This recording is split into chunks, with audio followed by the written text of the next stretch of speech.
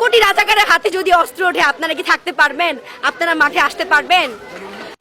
সরকারকে আমার একটা প্রশ্ন, আমরা যদি যারা আমরা তো হাতে অস্ত্র নেই নাই, আমরা খালি লাঠি আর ইট নিয়ে নামছি, আপনারা tear shell, rubber bullet, original bullet, বোমা, যে যা পারছেন রাইফেল নিয়ে নামছেন, আমাদের হাতে যদি অস্ত্র ওঠে আপনারা কি বাঁচবেন? এটাই আপনার কাছে প্রশ্ন। আমরা অস্ত্র ধরি না, যে হাতে কলম ধরি সে হাতে অস্ত্র ধরতে আমরা দুইবার চিন্তা করি। আপনাদের মতো অমানিক হলে তা আমরা দেশ তো এইভাবেই চলে যাবে ভাই। বেশি চোখের সামনে এত দুর্ঘটনা দেখতেছেন, আপনি আজকে রাজপথে আছেন, আপনার কি ভয় লাগে না?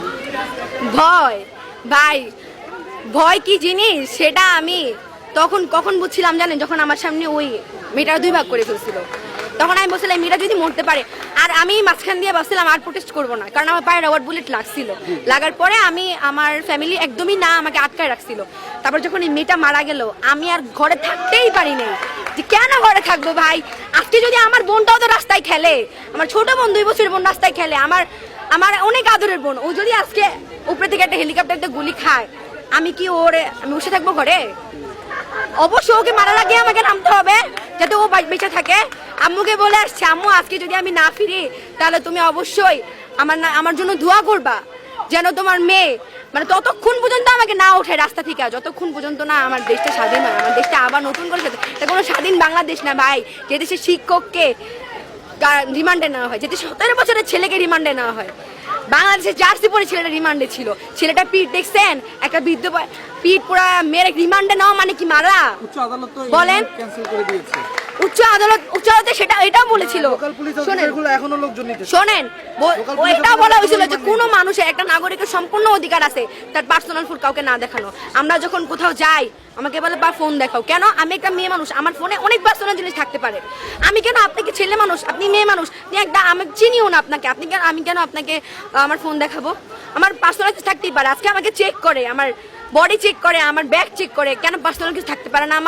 আমার দেশে আমি যে মাটিতে জন্মাইছি, স্বাধীন বাংলায় জন্মায়, আমি কি আমার মতো আমার ফোন, আমার ব্যাগ নিয়েও চলতে পারবো না? আমার এই জবাবটা দিতে পারবে সরকার আমাকে? আর সবচেয়ে বড় কথা, আমাদের কিভাবে ভয় দেখায়, এখন কি করে, আমরা যখন 5-6টা ছেলে মেয়ে একসাথে থাকি, এরকম ভাবে একটু দেখাই, এরকম ভাবে পুলিশ এসে বলে এই চলো তো, এই সাইডে চলো, সাইডে চলে গিয়ে দেখি ও মা সাইডে গাড়ি ঘোড়া নিয়ে গেছে। মানে জানেন, কালকে তো আপনারা ছিলেন, কালকে ভাইয়া ছিল, কালকে পুলিশ গাড়ি বের করছিল না, ওদের তোলার জন্য গাড়ি বের করছিল না পুলিশ। তারপর যখন দেখছে মিডিয়া ভরে গেছে, স্টুডেন্টের সংখ্যা বাড়তেছে, তখন পুলিশটা আস্তে করে যেদিকে যাওয়ার কথা ছিল সেদিকে না গিয়ে অন্যদিকে চলে গেছে। পুলিশের গাড়িতে এমনি আসে না, স্টুডেন্ট নামানো ছাড়া গেছে। ভাই ওদের ফিউচারটা ভাব, চরিত্র দাগ লেগেই গেছে। মানুষ কিন্তু এটা দেখবে না, শোনেন, মানুষ কিন্তু এটা দেখবে না ভাই যে ও কি জন্য গ্রেফতার হয়েছে, মানুষ দেখবে ও একবার জেলে গেছে।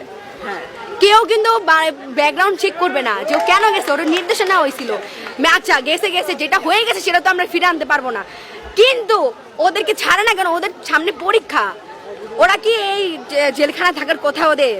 আমার এই কথাটা আমাকে শেখ হাসিনা জবাব দিতে পারবে? আমি ওনাকে মাননীয় শেখ হাসিনা বলতে আমার এখন বাজে। হ্যাঁ, স্বজনের বেদনা বুঝেনি তো, ওর বাপ ছিল কম্বল চোর আর ও হচ্ছে ভোট চোর, বুঝছেন? এক কথাই বলি, আমার অবশ্যই ও যদি ভোট চোর না হয়, ওটা কয়বার আপনারা ভোট দিচ্ছেন? ওরা ভোট দিচ্ছেন? কয়জন বুকে হাত দিয়ে বলতে পারবে যে আজকে আমি শেখ হাসিনায় ভোট দিছি? ওরা আমরা একবার বসাইছি, আর ও কত বছর ধরে বসে আছে। আচ্ছা, ওর কি একটু ইগোতে লাগে না ভাই? এত মানুষ, আমি ওর হাঁটুর সমান বয়সের হয়তো হব, আমি বলতেছি এত মানুষ ওরা চায় না, ও তাও নির্লজ্জের মতো ওইখানেই বসে আছে। আমার এই ইন্টারভিউটা দেখার পর হয়তো ও হয়তো আমারও গুম করে দিবে, কারণ ওর কোনো বিশ্বাস নেই। ওর পুরো ফ্যামিলি হচ্ছে একজন ব্রিটিশ, একজন আমেরিকান, একজন খ্রিস্টান, বলতে পারবে ওর কোনো বাঙালির সাথে সম্পর্ক? ও কি বলে, দেশটা আমার বাবা স্বাধীন করছে। আরে তোর বাপ তো স্বাধীন হওয়ার আগেই মরে গেছে, ওর তো আগেই রাজাকার মেরা লাগছে। 9 মাস তো আমরা স্বাধীন করলাম। আমার বাপ মা, হ্যাঁ ঠিক আছে, আমার বাপ মা কোনো মুক্তিযোদ্ধা না, আমার দাদা মুক্তিযোদ্ধা, আমার চাচাতো দাদা। যেভাবেই মারা যাক, আমার কথা শুনেন, কথা হইতাছে যে ওর বাবা যদি স্বাধীন করতো, আর কেউ স্বাধীন করে নাই। ও যে বলে ওর দেশ, আর যারা স্বাধীন করছে তারাও তো বলে দেশটা সবার ভাই, দেশটা কারো বাপের না। অবশ্যই না। আপনি কথাটা শুনতেছেন না?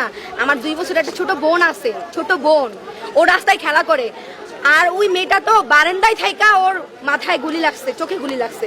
আমার বোন তো রাস্তায় খেলা করে, আমার বাসার ছাদের উপরে থেকে মুহূর্তে 10-12টা করে হেলিকপ্টার যায়।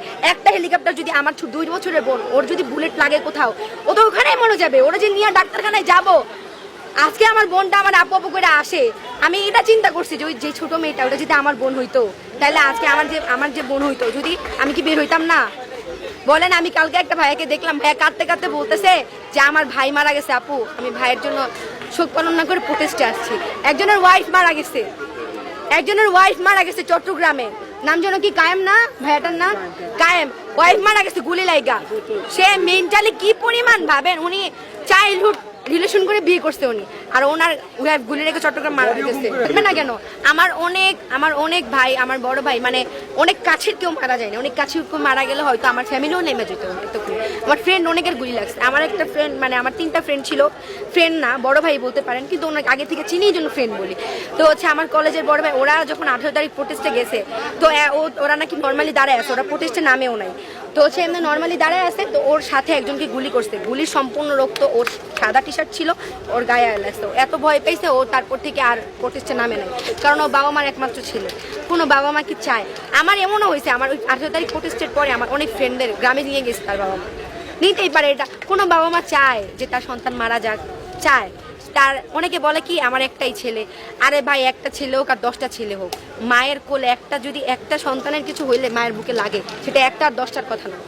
আর শেখ হাসিনা কান্না করে বলে যে আজকে হচ্ছে আমার কোল কি জানো, কোল খালি, মায়ের বুক খালি, কি হইলে আমি কি বুঝি না, আমারও বাবা মারা গেছে, বুঝলে তুই ফায়ারের আদেশ কিভাবে দেস? তোর আদেশ ছাড়াই কি ওরা ফায়ার করে? তুই আর্মি নামাই দিছিস, বিজেপি নামাই দিছিস, আনসার নামাই দিছিস, পুলিশ নামাই দিছিস, তোর আদেশ ছাড়াই কি ওরা ফায়ার করে? আমি এমন পুলিশও দেখছি যারা হেলিকপ্টার থেকে আমাদের ক্ষমা চাইতেছে, বলতেছে আগাই যান, এমনও পুলিশ দেখছি আমরা।